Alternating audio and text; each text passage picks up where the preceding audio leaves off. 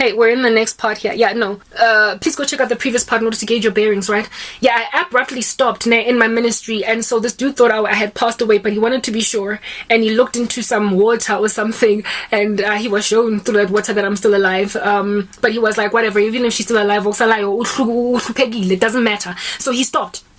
Like literally investing in hordes and hordes of sorcery. If I tell you that dude, yo guys, he is a respected employee of MTN, I believe still to this day. You would look at him and you would never know. You would never know. Yes, some people think Utumdu or satanic angago, like an evil person of that nature involved in very, very dark arts, is walking around looking like Marilyn Manson. No. Handsome. You would never suspect Mambona in the mall. You might greet him. It does not show at all that he's involved in these things. So do not like judge a book by its cover. See, like these dudes don't even have to wear dark makeup. They don't even have to do the strange funny little things or outfits that these celebrities that obviously Abatwele do. They just look like Janes and Joes, and that's why sometimes women end up married to them. Like Jack the Ripper is your husband. Moses Sithole was a serial killer in South Africa that had a whole thriving family, a wife and kids, but he would go to Nazareth and go rape women and kill them, and he did that for like almost 2 years before he got caught. And his wife was shocked.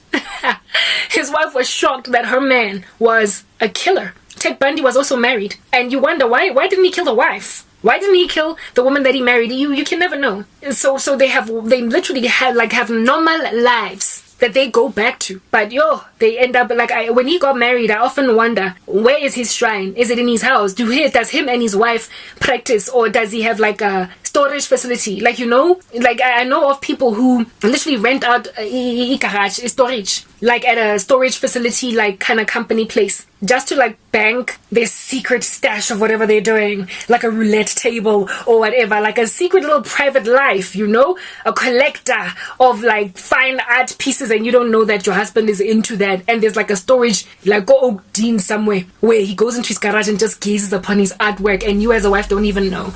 I'm thinking that maybe this dude has something like that, but for his witchcraft, since he's now married, like some garage in Jeffela that he goes to, practices every time he wants to do something. He just needs to drive there during the day in the afternoon, open the garage, close it behind him, switch on a light. Ritual, go home. Meanwhile, the people at the gate there at the storage facility are like, hello, Putwa Manjani, I right to turn into okay, sharp, okay, spawn next month, paying only 400 rand on that unit every month. I guess that's how they continue to do this stuff, because then they can't have a shrine in their own houses when they've got a woman constantly coming.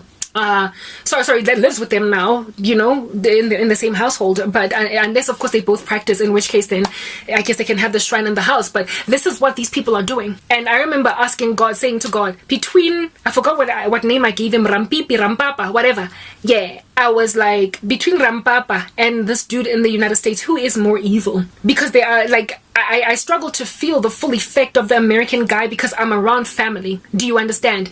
That other dude targeted me when I was all Stokesiel alien, but I feel like they're exactly the same. I got to a conclusion that they're the same thing. The only difference in how I feel their affliction of me is in the fact that my life is not as bad now. Like, not only do I have family around me now, but I also have got internet. I can go online and watch something that makes me crack up. I can watch a cute video of a baby laughing on YouTube. So there are things that help me overcome the darkness. Do you understand that this guy keeps on sending me perpetually? When Rampipi was in operation, I was by myself, guys. I was Stokesiel alien, naked, and so it felt a lot harsher, but they're the same thing. This dude is also taking for granted of the fact that I'm alone, I'm in isolation, just like Rampipi did. Do you understand? This dude found me already kind of persecuted, ostracized, and Rampipi's activity in my life caused my family to be super harsh and ridiculous. And recently I've noticed my mother is basically returning to the same wicked nonsense she was historically. So I was like, Father, what must I do? Am I supposed to keep running? Rampipi left me alone. That name, Rampipi left me alone because I disappeared. I'm not running. I'm not running again because I'm going to build my YouTube channel. I am going to grow. I am not because this guy, I could leave my one YouTube channel, start another one. He will find me. Algorithms that they like YouTube. There's no hiding. You can't hide on the internet. You can't hide. If your stuff gets taken up and it starts to grow, the algorithms recommend this dude is into checking out a whole bunch of Bible prophecy Christian content, just like Rampipi was also like a false Christian. At some point my stuff is going to get recommended to him and he's going to be like, I thought she disappeared. Kante, it's my second channel or my third or my fourth or my fifth. I cannot disappear off YouTube. It's my only way out. Literally, I'm not running. And God was like, you don't have to. I'm going to neutralize Rampipi Volume 2. I am going to neutralize Rampipi Volume 2. because it is time. It was not yet time for you to come out for air and be okay. You had to go through a season of training and grooming and your Job trials, basically, that you might come and deliver this testimony and warn the nations of what in the world the occult is and what it's doing to people, and how it is that people who practice it are in so much danger but they don't even realize it. In order for you to get to a point where your testimony would be this believable, you had to have gone through all of that. But Rampipi Volume 2, I am going to take him out, as in, I'm going to kill him if he doesn't repent. I'm going to take him out if he does not repent. I did not take Rampipi Volume 1 out because it was not yet time for you to come up and speak. But Lord Rampipi Part 2 will keep on afflicting not so much you, because you're strong. You're established in me now. You know how to pray, girl. It is about your family. Men like Rampipi, people like Rampipi, forces like Rampipi, individuals like Rampipi who are that indwelt by darkness will keep on coming against your family. They will sow discord. They will make your family members turn against you. Literally, they will cause you to live a very uncomfortable life as a Christian, while you in and of yourself as a believer are ensconced, you're covered. It makes your life very hard when your mom keeps on abusing you, when your sister keeps on abusing you, when you're just like you no longer have anyone to trust, and you are a lone ranger because everyone abuses you. No, these are the scriptures. God says that if a man's ways are pleasing to the Lord, he will make even his enemies to live at peace with him. So if your enemies are not quite coming around fast enough to living at peace with them, what are you on that day? A cup of trembling, aren't you? You're like Jerusalem. You're like Israel. You're like always at war. And who in the world intervenes when your surrounding neighbors just don't give you peace? It is God.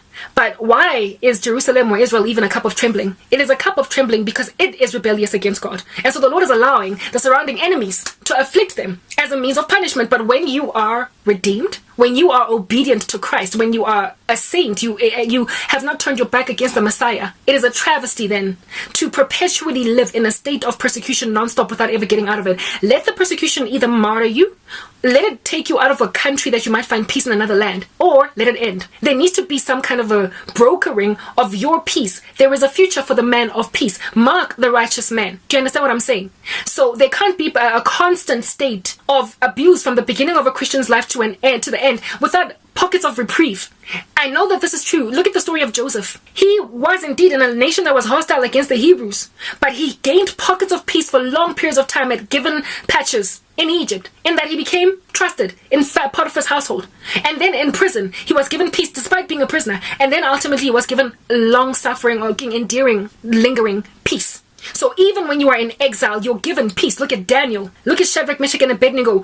Look at how it is that they were given honor in a land that was supposed to be just perpetually abusive of them because they honored God. The Lord will make even your enemies to live at peace with you. That is his promise. So when that is not quite coming around fast enough, there is somebody or there are a bunch of somebodies that are manipulating your peaceful state. I have been persecuted by my family for long enough. Friends, my whole country has acted a fool, and the Lord desires now that after my season of suffering, I should be at peace.